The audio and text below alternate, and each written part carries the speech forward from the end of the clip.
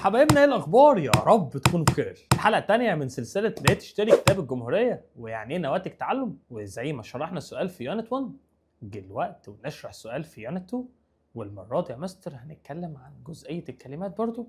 يونت 2 بعنوان هير ستوري، قصتها. تعال بقى نشوف السؤال ده كان بيقول لك ايه في سؤال رقم 130، اخر سؤال من اسئله الكلمات. طلع السؤال تعال نقرا سوا، يلا بينا. بيقول لك space نقط كده are not allowed، مش مسموح لهم to borrow money يعني يستعيروا فلوس from banks من البنوك. they are still under the legal age يعني هم لسه تحت العمر القانوني.